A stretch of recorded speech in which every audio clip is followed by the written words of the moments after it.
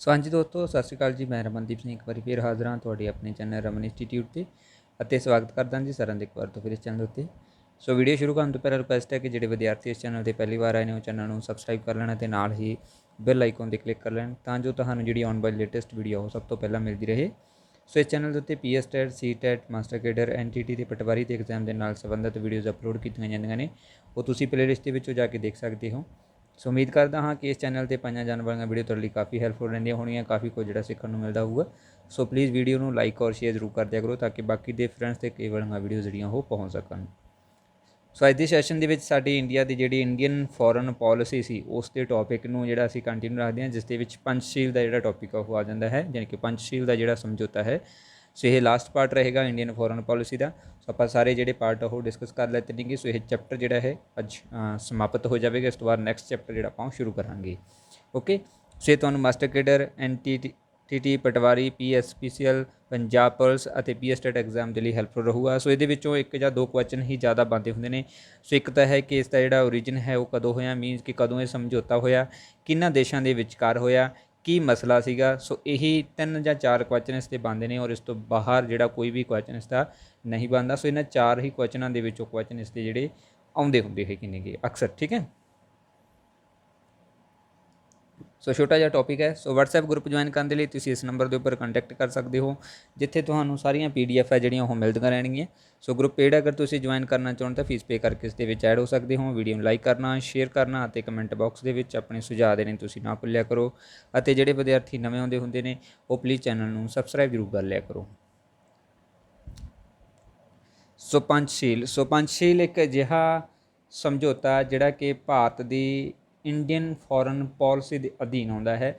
ਸੋ ਇਹ ਪੰਚਸ਼ੀਲ ਦਾ ਜਿਹੜਾ ਸਮਝੌਤਾ ਸੀ, ਇਹ ਮਸਲਾ ਸੀਗਾ ਚੀਨ ਅਤੇ ਭਾਰਤ ਦਾ, ਜਾਣੀ ਕਿ ਮੇਨ ਫੋਕਸ ਸੀਗਾ ਇਸ ਦੇ ਵਿੱਚ ਕਿ ਭਾਰਤ ਅਤੇ ਚੀਨ ਦੇ ਜਿਹੜੇ ਸੰਬੰਧ ਨੇ ਉਹਨਾਂ ਨੂੰ ਠੀਕ ਕੀਤਾ ਜਾ ਸਕੇ, ਉਹਨਾਂ ਦੇ ਜਿਹੜੇ ਸੰਬੰਧ ਨੇ ਉਹ ਅੱਛੇ ਕੀਤੇ ਜਾ ਸਕਣ, ਜਿਹਦੇ ਨਾਲ ਕੀ ਹੈਗਾ ਗਾ ਕਿ ਦੋਨਾਂ ਦੇਸ਼ਾਂ ਦੇ ਵਿੱਚ ਮਿੱਤਰਤਾਪੂਰਨ ਸੰਬੰਧ ਜਿਹੜੇ ਉਹ ਬਣਾਏ ਜਾ ਸਕਣ ਅਤੇ ਦੋਨਾਂ ਦੇ ਵਿੱਚ ਟਰੇਡ ਵੀ ਜਿਹੜਾ ਉਹ ਕੀਤਾ ਜਾ ਸਕੇ, ਤਾਂ ਕਿ ਇੰਡੀਆ ਔਰ ਚੀਨ ਜਿਹੜੇ ਉਹ ਮਿਲ ਕੇ ਜਿਹੜਾ ਹੈ ਟਰੇਡ ਕਰ ਸਕਣ ਅਤੇ ਆਪਣੀ ਇਕਨੋਮੀ ਨੂੰ ਡਿਵੈਲਪ ਕਰ ਸਕਣ ਅਤੇ ਆਪਣੇ ਲੋਕਾਂ ਦਾ ਸਮਾਜਿਕ ਅਤੇ ਆਰਥਿਕ ਪੱਧਰ ਜਿਹੜਾ ਹੈ ਉਸ ਦੇ ਵਿੱਚ ਸੁਧਾਰ ਕਰ ਸਕਣ।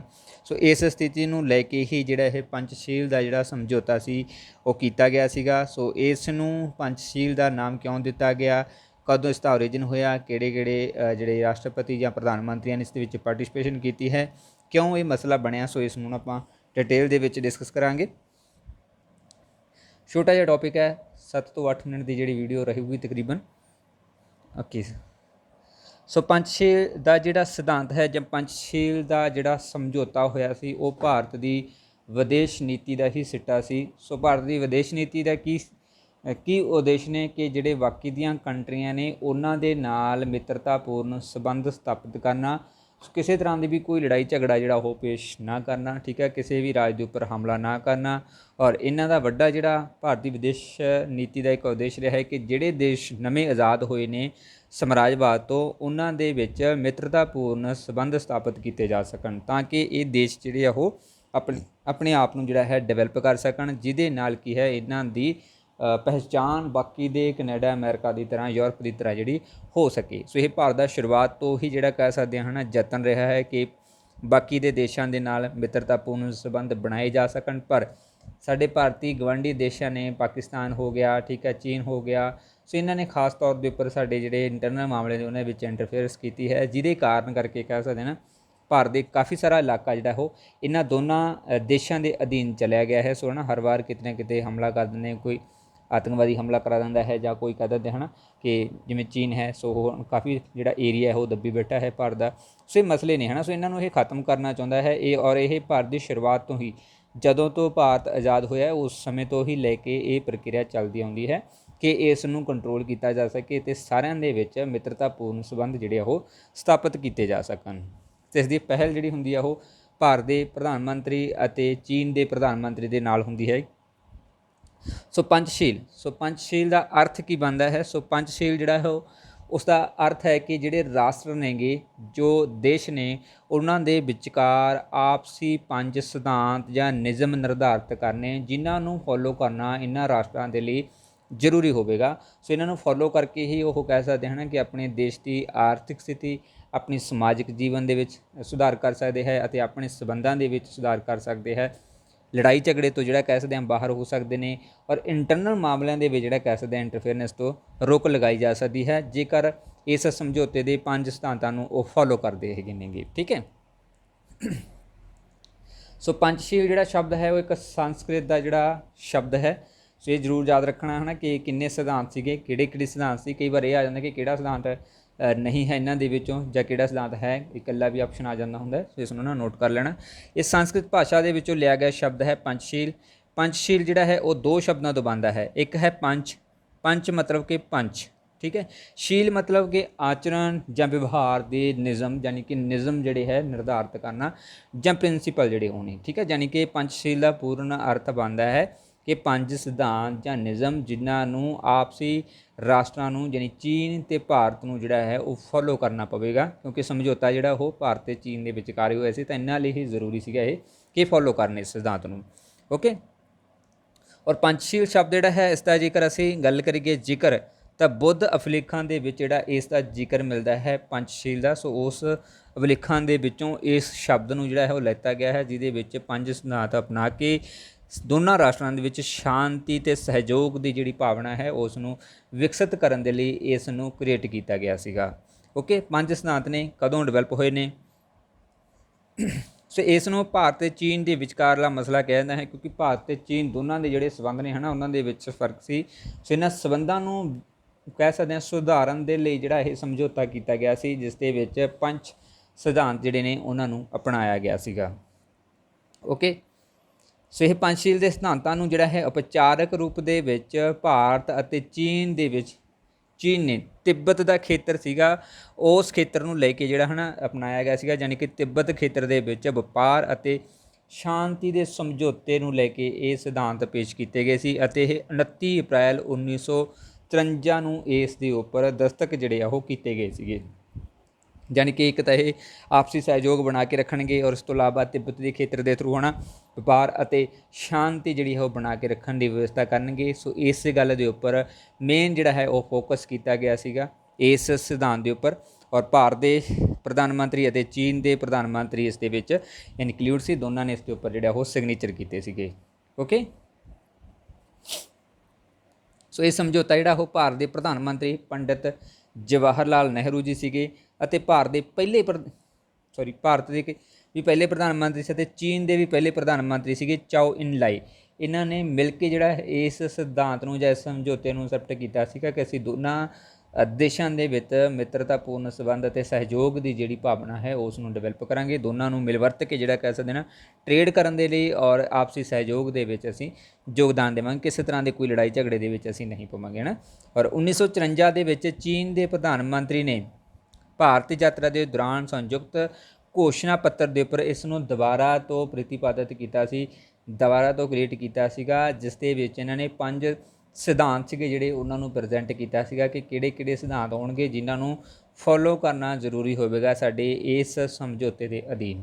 ਸੋ ਇਹ 1954 ਦੇ ਵਿੱਚ ਜਿਹੜਾ ਕਹਿ ਸਕਦੇ ਹਾਂ ਨਾ ਇਸਟੈਬਲਿਸ਼ ਕੀਤਾ ਹੈ। 29 ਅਪ੍ਰੈਲ 1954 ਨੂੰ ਜਿਹੜਾ ਹੈ ਇਹ ਸਿਧਾਂਤ ਜਿਹੜਾ ਉਹ ਕ੍ਰੀਏਟ ਕੀਤਾ ਗਿਆ ਸੀਗਾ ਅਪ੍ਰੈਲ ਦੇ ਵਿੱਚ। ਠੀਕ ਹੈ। ਸੋ ਇਸ ਤੋਂ ਬਾਅਦ ਜਿਹੜਾ ਹੈ 1954 ਦੇ ਵਿੱਚ ਇਸ ਦੇ ਉੱਪਰ ਦੁਬਾਰਾ ਜਿਹੜਾ ਸੰਯੁਕਤ ਘੋਸ਼ਣਾ ਪੱਤਰ ਜਾਰੀ ਕੀਤਾ ਜਾਂਦਾ ਹੈ, ਉਸ ਦੇ ਵਿੱਚ 5 ਸਿਧਾਂਤ ਜਿਹੜੇ ਨੇ ਉਹ ਕ੍ਰੀਏਟ ਕੀਤੇ ਜਾਂਦੇ ਨੇ ਜਿਨ੍ਹਾਂ ਨੂੰ ਫੋਲੋ ਕਰਨਾ ਭਾਰਤ ਅਤੇ ਪਾਕਿਸਤਾਨ ਦੇ ਲਈ ਦੋਨਾਂ ਲਈ ਜ਼ਰੂਰੀ ਸੀਗਾ। ਸੋ ਕਿਹੜੇ ਸੀ? ਪਹਿਲਾ ਤਾਂ ਸੀ ਇਹਨਾਂ ਦੇ ਵਿੱਚ ਕਿ ਇੱਕ ਦੂਸਰੇ ਦੇ ਖੇਤਰੀ ਅਖੰਡਤਾ ਅਤੇ ਪ੍ਰਭੂਸੱਤਾ ਦਾ ਸਨਮਾਨ ਕਰਨਾ, ਮੀਨਜ਼ ਕਿ ਕਿਸੇ ਵੀ ਤਰ੍ਹਾਂ ਦੀ ਇੰਟਰਫੇਰੈਂਸ ਨਹੀਂ ਕਰਨਾ, ਅਖੰਡਤਾ ਨੂੰ ਪਹਿਚਾਨਣਾ, ਅਤੇ ਜੋ ਵੀ ਪ੍ਰਭੂਸੱਤਾ ਮੀਨਜ਼ ਕਿ ਸੁਤੰਤਰ ਨੇ ਇਹਨਾਂ ਦੇ ਉੱਪਰ ਇੱਕ ਦੂਸਰੇ ਦਾ ਜਿਹੜਾ ਰਾਜ ਆ ਉਹ ਨਹੀਂ ਚੱਲੇਗਾ। ਇਹ ਨਹੀਂ ਹੋਵੇਗਾ ਕੱਲ੍ਹ ਨੂੰ ਕੋਈ ਕੰਟਰੀ ਇੱਕ ਦੇ ਉੱਪਰ ਰਾਜ ਕਰਕੇ ਉਸ ਨੂੰ ਆਪਣੇ ਅਧੀਨ ਕਰ ਲਵੇਗੀ ਅਤੇ ਉਸ ਦੀ ਪ੍ਰਭੂਸੱਤਾ ਨੂੰ ਖਤਮ ਕਰ ਦੇਵੇਗੀ। ਇਹ ਅਜਿਹਾ ਸੰਭਵ ਨਹੀਂ ਹੋਊਗਾ। ਦੋਨੋਂ ਹੀ ਪ੍ਰਭੂਸੱਤਾ ਸੰਪੰਨ ਨੇ ਅਤੇ ਦੋਨੋਂ ਹੀ ਇਸ ਚੀਜ਼ ਦਾ ਸਨਮਾਨ ਕਰਨਗੇ ਅਤੇ ਇਸ ਸਿਧਾਂਤ ਨੂੰ ਫੋਲੋ ਕਰਨਗੇ। ਦੂਸਰਾ ਸੀਗਾ ਕਿ ਇੱਕ ਦੂਸਰੀ ਕੰਟਰੀ ਦੇ ਉੱਪਰ ਹਮਲਾ ਨਾ ਕਰਨਾ, ਚਾਹੇ ਕਿਸੇ ਵੀ ਤਰ੍ਹਾਂ ਦੀ ਸਥਿਤੀ ਹੋ ਜਾਵੇ, ਬਟ ਅਜਿਹੀ ਸਥਿਤੀ ਕ੍ਰੀਏਟ ਨਹੀਂ ਕੀਤੀ ਜਾਊਗੀ ਜਿਹਦੇ ਨਾਲ ਇੱਕ ਦੇਸ਼ ਦੂਜੇ ਦੇਸ਼ ਦੇ ਉੱਪਰ ਹਮਲਾ ਕਰੇਗਾ ਇਹਨਾਂ ਦੋਨਾਂ ਦੇਸ਼ਾਂ ਦੇ ਵਿਚਕਾਰ, ਜਾਣੀ ਕਿ ਨਾ ਤਾਂ ਭਾਰਤ ਚੀਨ ਦੇ ਉੱਪਰ ਹਮਲਾ ਕਰੇਗਾ ਅਤੇ ਨਾ ਹੀ ਚੀਨ ਜਿਹੜਾ ਹੈ ਉਹ ਭਾਰਤ ਦੇ ਉੱਪਰ ਹਮਲਾ ਕਰੇਗਾ, ਜਾਣੀ ਕਿ ਮਿੱਤਰਤਾਪੂਰਨ ਸੰਬੰਧ ਬਣਾ ਕੇ ਰੱਖੇਗਾ। ਠੀਕ ਹੈ। ਤੀਸਰਾ ਸਿਧਾਂਤ ਸੀ ਇਹਨਾਂ ਦਾ ਕਿ ਇੱਕ ਦੂਸਰੇ ਦੇ ਅੰਦਰੂਨੀ ਮਾਮਲਿਆਂ ਦੇ ਵਿੱਚ ਦਖਲ ਅੰਦਾਜ਼ੀ ਨਾ ਕਰਨਾ। ਇੱਕ ਇੰਟਰਨਲ ਹੋ ਜਾਂਦੇ ਹੈ, ਇੱਕ ਐਕਸਟਰਨਲ ਹੋ ਜਾਂਦੇ ਨੇ, ਹੈ ਨਾ। ਸੋ ਇੰਟਰਨਲ ਦੀ ਗੱਲ ਕੀਤੀ ਗਈ ਸੀ ਕਿ ਅੰਦਰੂਨੀ ਮਾਮਲਿਆਂ ਦੇ ਵਿੱਚ ਕਿ ਜੇਕਰ ਕੋਈ ਚੀਨ ਜਾਂ ਭਾਰਤ ਦੋਨੋਂ ਕਿਸੇ ਕੰਟਰੀ ਦੇ ਨਾਲ ਕੋਈ ਵੈਰ ਵਿਰੋਧ ਰੱਖਦੇ ਹੈਗੇ ਨੇ, ਕੋਈ ਨੁਕਤਾਚੀਨੀ ਕੱਢਦੇ ਹੈਗੇ ਨੇ, ਉਹਦੇ ਵਿੱਚ ਦੋਨੋਂ ਕੰਟਰੀਆਂ ਇੱਕ ਦੂਸਰੇ ਦੇ ਪ੍ਰਤੀ ਕਿਸੇ ਵੀ ਤਰ੍ਹਾਂ ਦੀ ਕੋਈ ਐਕਟੀਵਿਟੀ ਜਿਹੜੀ ਉਹ ਨਹੀਂ ਕਰਨਗੇ ਜਿਹਦੇ ਨਾਲ ਇਹਨਾਂ ਦੇ ਉੱਪਰ ਇਫੈਕਟ ਜਿਹੜਾ ਉਹ ਦੇਖਣ ਨੂੰ ਮਿਲੇ। ਠੀਕ ਹੈ। ਸੋ ਇਸ ਲਈ ਇਹ ਦੋਨਾਂ ਦੇ ਅੰਦਰੂਨੀ ਮਾਮਲਿਆਂ ਦੇ ਵਿੱਚ ਵੀ ਇੰਟਰਫੇਅਰਨੈਸ ਨਹੀਂ ਕਰਨਗੇ। ਸਮਾਨਤਾ ਕਰਨੀ ਹੋਊਗੀ, ਦੋਨਾਂ ਨੂੰ ਸਮਾਨ ਸਮਝਣਾ ਪਊਗਾ। ਇਹ ਨਹੀਂ ਹੋਊਗਾ ਕਿ ਉਹ ਕਹੇ ਮੈਂ ਸ਼ਕਤੀਸ਼ਾਲੀ ਹੈ ਅਤੇ ਦੂਸਰਾ ਕਹੇ ਮੈਂ ਸ਼ਕਤੀਸ਼ਾਲੀ ਆ, ਅਜਿਹਾ ਨਹੀਂ ਹੋਣਾ ਚਾਹੀਦਾ।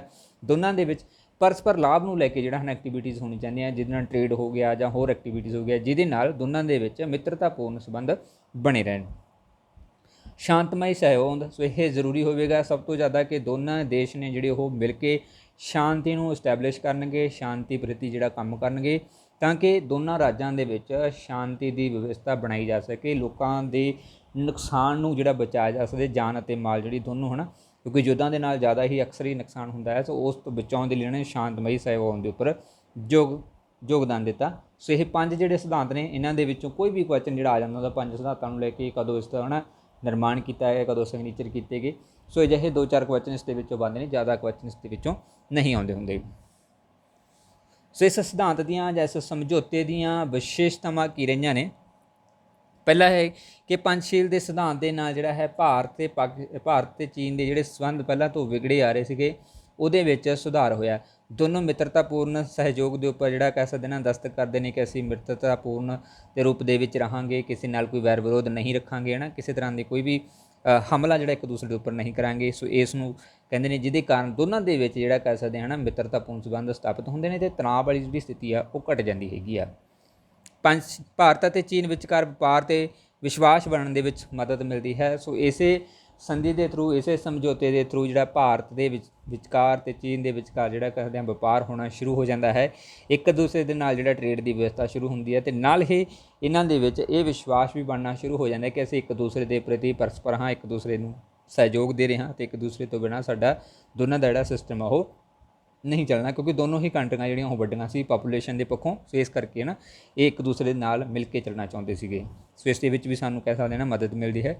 ਇਸ ਤੋਂ ਇਲਾਵਾ ਇਸ ਸਮਝੌਤੇ ਦੇ ਬਦੌਲਤ ਹੀ ਹਿੰਦੀ ਚੀਨੀ ਭਾਈ ਵਾਲਾ ਜਿਹੜਾ ਇੱਕ ਨਾਅਰਾ ਹੈ ਨਾ ਵਿਕਸਿਤ ਹੋਇਆ ਸੀਗਾ, ਉਹ ਵੀ ਵਿਕਸਿਤ ਹੋਇਆ ਸੀਗਾ, ਜਾਣੀ ਕਿ ਹਿੰਦੀ ਅਤੇ ਭਾਰਤੀ ਜਿਹੜੇ ਹੈਗੇ ਨੇ ਉਹ ਭਰਾ ਨੇ, ਕਿਉਂਕਿ ਇਹਨਾਂ ਦੀ ਸੰਸਕ੍ਰਿਤੀ, ਇਹਨਾਂ ਦੇ ਜਿਹੜੇ ਹੈ ਨਾ ਬਾਉਂਡਰੀਜ਼ ਨੇ ਉਹ ਮਿਲਦੀਆਂ ਨੇ, ਜਿਹਦੇ ਕਰਕੇ ਇਹਨਾਂ ਨੂੰ ਦੋਨਾਂ ਨੂੰ ਭਰਾ ਵਾਲਾ ਜਿਹੜਾ ਆਉਂਦਾ ਉਹ ਦਿੱਤਾ ਗਿਆ ਸੀ ਅਤੇ ਇਹ ਨਾਅਰਾ ਪ੍ਰੈਜ਼ੈਂਟ ਕੀਤਾ ਗਿਆ ਸੀਗਾ ਪੰਚਸ਼ੀਲ ਦੇ ਸਮਝੌਤੇ ਤੋਂ ਬਾਅਦ।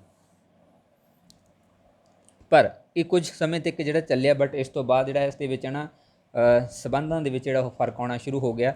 ਸੋ 1959 ਦੇ ਵਿੱਚ ਤਿੱਬਤੀ ਵਿਦਰੋਹ ਜਿਹੜਾ ਸ਼ੁਰੂ ਹੁੰਦਾ ਹੈਗਾ ਔਰ ਇਸ ਵਿਦਰੋਹ ਦੇ ਦੌਰਾਨ ਦਲਾਈ ਲਾਮਾ ਜਿਹੜਾ ਸੀਗਾ ਅਤੇ ਉਸਦੇ ਅਨੁਯਾਈ ਸੀਗੇ ਜਿਹੜੇ ਉਹ ਤਿੱਬਤ ਤੋਂ ਭੱਜ ਕੇ ਜਿਹੜਾ ਭਾਰਤ ਦੇ ਵਿੱਚ ਆ ਜਾਂਦੇ ਨੇ ਅਤੇ ਭਾਰਤ ਉਹਨਾਂ ਨੂੰ ਆਪਣੇ ਦੇਸ਼ ਦੇ ਵਿੱਚ ਸ਼ਰਨ ਦੇ ਦਿੰਦਾ ਹੈ, ਸਥਾਨ ਦੇ ਦਿੰਦਾ ਹੈ ਰਹਿਣ ਦੇ ਲਈ, ਜਿਹੜਾ ਕਿ ਕਹਿ ਸਕਦੇ ਹਨ ਪਾਕਿਸਤਾਨ ਨੂੰ ਜਿਹੜਾ ਕਿ ਚੀਨ ਨੂੰ ਜਿਹੜਾ ਉਹ ਚੰਗਾ ਨਹੀਂ ਲੱਗਦਾ ਹੈ ਨਾ। ਸੋ ਇਸ ਦਾ ਉਹ ਵਿਰੋਧ ਕਰਦਾ ਹੈ, ਜਿਸ ਦੇ ਕਾਰਨ ਭਾਰਤ ਅਤੇ ਚੀਨ ਦੋਨਾਂ ਦੇ ਸੰਬੰਧ ਜਿਹੜੇ ਉਹ ਵਿਗੜਨੇ ਸ਼ੁਰੂ ਹੋ ਜਾਂਦੇ ਹੈਗੇ ਨੇ, ਕਿਉਂਕਿ ਜਿਹੜਾ ਵਿਦਰੋਹ ਹੈ ਉਹ ਤਿੱਬਤ ਦੇ ਵਿੱਚ ਸ਼ੁਰੂ ਹੋਇਆ ਸੀ ਅਤੇ ਇਸ ਦਾ ਇਫੈਕਟ ਜਿਹੜਾ ਉਹ ਚੀਨ ਦੇ ਉੱਪਰ ਪੈਣਾ ਸੀ। ਸੋ ਚੀਨ ਜਿਹੜਾ ਸੀਗਾ ਉਹ ਨਹੀਂ ਚਾਹੁੰਦਾ ਸੀਗਾ ਕਿ ਭਾਰਤ ਜਿਹੜਾ ਉਹ ਦਲਾਈ ਲਾਮਾ ਨੂੰ ਆਪਣੇ ਦੇਸ਼ ਦੇ ਵਿੱਚ ਜਿਹੜਾ ਹੈ ਨਾ ਕਹੇ ਕਿ ਸ਼ਰਨ ਦੇਵੇ ਜਾਂ ਉਸਦੇ ਹੈ ਨਾ ਅਨੁਯਾਈਆਂ ਨੂੰ ਕੋਈ ਹੈਲਪ ਦੇਵੇ, ਕਿਉਂਕਿ ਇਹ ਉਸ ਦੇ ਵਿਰੁੱਧ ਸੀਗਾ, ਯਾਨੀ ਕਿ ਪੰਚਸ਼ੀਲ ਸਮਝੌਤੇ ਦੇ ਵਿਰੁੱਧ ਸੀਗਾ। ਸੋ ਇਸ ਲਈ ਜਿਹੜਾ ਸੀਗਾ ਚੀਨ ਅਤੇ ਭਾਰਤ ਦੇ ਸੰਬੰਧ ਜਿਹੜੇ ਉਹ ਵਿਗੜਨੇ ਸ਼ੁਰੂ ਹੋ ਗਏ, ਕਿਉਂਕਿ ਇੱਥੇ ਮੰਨਿਆ ਗਿਆ ਹੈ ਚੀਨ ਦੇ ਦੁਆਰਾ ਕਿ ਚੀਨ ਕਹਿੰਦਾ ਸੀਗਾ ਕਿ ਭਾਰਤ ਨੇ ਜਿਹੜਾ ਹੈ ਪੰਚਸ਼ੀਲ ਦੇ ਸਮਝੌਤਿਆਂ ਦੀ ਉਲੰਘਣਾ ਕੀਤੀ ਹੈ, ਕਿਉਂਕਿ ਇਹ ਚੀਨ ਅਤੇ ਤਿੱਬਤ ਦਾ ਇੰਟਰਨਲ ਮਾਮਲਾ ਸੀ, ਇਹਦੇ ਵਿੱਚ ਉਹਨਾਂ ਦੇ ਇੰਟਰਫੇਅਰਨੈਸ ਜਿਹੜੀ ਉਹ ਨਹੀਂ ਹੋਣੀ ਸੀਗੀ। ਠੀਕ ਹੈ। ਸੋ ਇਸੇ ਕਾਰਨ ਕਰਕੇ ਹੀ ਚੀਨ ਨੇ ਭਾਰਤ ਦੇ ਉੱਪਰ ਦੋਸ਼ ਲਗਾ ਦਿੱਤਾ ਸੀਗਾ ਕਿ ਭਾਰਤ ਨੇ ਪੰਚਸ਼ੀਲ ਦੇ ਸਿਧਾਂਤਾਂ ਦੀ ਉਲੰਘਣਾ ਕੀਤੀ ਸੀਗੀ। ਸੋ ਇਸੇ ਕਾਰਨ ਕਰਕੇ ਚੀਨ ਨੇ ਫਿਰ 1962 ਦੇ ਵਿੱਚ ਜਿਹੜਾ ਭਾਰਤ ਦੇ ਵਿਰੁੱਧ ਇੱਕ ਤਰਫਾ ਜਿਹੜਾ ਯੁੱਧ ਉਹ ਘੋਸ਼ਣਾ ਕਰ ਦਿੱਤੀ ਸੀ, ਜਿਸ ਦੇ ਨਾਲ ਭਾਰਤ ਦਾ ਕਾਫੀ ਖੇਤਰ ਜਿਹੜਾ ਹੈ ਚੀਨ ਦੇ ਅਧੀਨ ਚਲਾ ਗਿਆ ਸੀ ਅਤੇ ਇਸ ਤੋਂ ਇਲਾਵਾ ਚੀਨ ਨੇ ਭਾਰਤ ਦੇ ਕਾਫੀ ਸਾਰੇ ਜਿਹੜੇ ਖੇਤਰ ਦਾ ਨੁਕਸਾਨ ਵੀ ਜਿਹੜਾ ਕਰ ਦਿੱਤਾ ਸੀਗਾ, ਜਿਹਦੇ ਕਰਕੇ ਨਾ ਸੈਨਿਕ ਵੀ ਜਿਹੜੇ ਉਹ ਕਾਫੀ ਜਿਹੜੇ ਸ਼ਹੀਦ ਹੋ ਗਏ ਸੀਗੇ ਇਸ ਲੜਾਈ ਦੇ ਵਿੱਚ। ਸੋ ਇਹ ਕਾਫੀ ਵੱਡਾ ਨੁਕਸਾਨ ਹੋਇਆ ਸੀ, ਬਟ ਇੱਥੇ ਜਿਹੜਾ ਚੀਨ ਦਾ ਕਹਿਣਾ ਸੀਗਾ ਕਿ ਇਸ ਨੇ ਜਿਹੜਾ ਫੋਲੋ ਨਹੀਂ ਕੀਤਾ ਸੀਗਾ ਸਾਡੇ ਉਦੇਸ਼ਾਂ ਨੂੰ। ਸੋ ਇਹ ਮੁੱਖ ਕਾਰਨ ਮੰਨਿਆ ਗਿਆ ਸੀਗਾ। ਪਰ ਇੱਥੇ ਕਈ ਸਾਰੇ ਹੈ ਨਾ ਆਲੋਚਨਾਤਮਕ ਕਹਿੰਦੇ ਨੇ ਕਿ ਜਿਹੜਾ ਇਹ ਸਿਧਾਂਤ ਜਾਂ ਇਹ ਸਮਝੌਤਾ ਜਿਹੜਾ ਹੋਇਆ ਸੀ ਉਹ 8 ਸਾਲਾਂ ਦੇ ਸਮੇਂ ਦੇ ਲਈ ਹੋਇਆ ਸੀਗਾ, ਜਿਸ ਕਾਰਨ ਕਰਕੇ ਜਦੋਂ 8 ਸਾਲ ਪੂਰੇ ਹੋ ਗਏ ਸੀਗੇ ਤਾਂ ਉਹਦੇ ਹੀ ਉਹਨਾਂ ਨੇ ਜਿਹੜਾ ਹੈ ਨਾ ਹਮਲਾ ਕਰ ਦਿੱਤਾ। ਤੇ ਕੀ ਮੰਨਿਆ ਜਾਂਦਾ ਹੈ, ਕੁਛ ਕਹਿੰਦੇ ਹੈਗੇ ਨੇ ਕਿ ਭਾਰਤ ਦੀ ਵੀ ਗਲਤੀ ਸੀ, ਕੁਛ ਕਹਿੰਦੇ ਹੈਗੇ ਚੀਨ ਦੀ ਵੀ ਗਲਤੀ ਸੀ, ਹੈ ਨਾ। ਸੋ ਇਹ ਦੋਨੋਂ ਪੱਖ ਇਸ ਦੇ ਵਿੱਚ ਪੁਕਾਰੇ ਜਾਂਦੇ ਹੈਗੇ ਨੇ, ਬਟ ਆਲੋਚਨਾ ਵਗੈਰਾ ਜਿਹੜੀ ਉਹ ਨਹੀਂ ਆਉਂਦੀ ਹੁੰਦੀ। ਸੋ ਇਸ ਕਰਕੇ ਆਪਾਂ ਡਿਸਕਸ਼ਨ ਵੀ ਨਹੀਂ ਕੀਤੀ।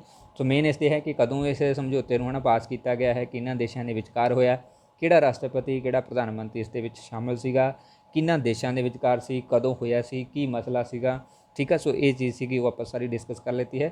ਸੋ ਉਮੀਦ ਕਰਦਾ ਹਾਂ ਕਿ ਸੈਸ਼ਨ ਸਾਰਿਆਂ ਦੇ ਲਈ ਹੈਲਪਫੁਲ ਰਿਹਾ ਹੋਊਗਾ, ਸਭ ਨੂੰ ਕਾਫੀ ਕੁਝ ਜਿਹੜਾ ਸਿੱਖਣ ਨੂੰ ਮਿਲਿਆ ਹੋਊ। ਛੋਟਾ ਜਿਹਾ ਟੌਪਿਕ ਹੈ ਬਟ ਇੰਪੋਰਟੈਂਟ ਹੈਗਾ ਗਾ। ਸੋ WhatsApp ਗਰੁੱਪ ਜੁਆਇਨ ਕਰਨ ਦੇ ਲਈ ਤੁਸੀਂ ਇਸ ਨੰਬਰ ਦੇ ਉੱਪਰ ਕੰਟੈਕਟ ਕਰ ਸਕਦੇ ਹੋ। ਵੀਡੀਓ ਨੂੰ ਲਾਈਕ ਕਰਨਾ, ਸ਼ੇਅਰ ਕਰਨਾ ਅਤੇ ਕਮੈਂਟ ਬਾਕਸ ਦੇ ਵਿੱਚ ਆਪਣੇ ਸੁਝਾਅ ਦੇਣੇ ਤੁਸੀਂ ਨਾ ਭੁੱਲਿਆ ਕਰੋ। ਅਤੇ ਜਿਹੜੇ ਵਿਦਿਆਰਥੀ ਨਵੇਂ ਆਉਂਦੇ ਹੁੰਦੇ ਨੇ ਉਹ ਪਲੀਜ਼ ਚੈਨਲ ਨੂੰ ਸਬਸਕ੍ਰਾਈਬ ਜ਼ਰੂਰ ਕਰ ਲਿਆ ਕਰੋ। Thank you so much.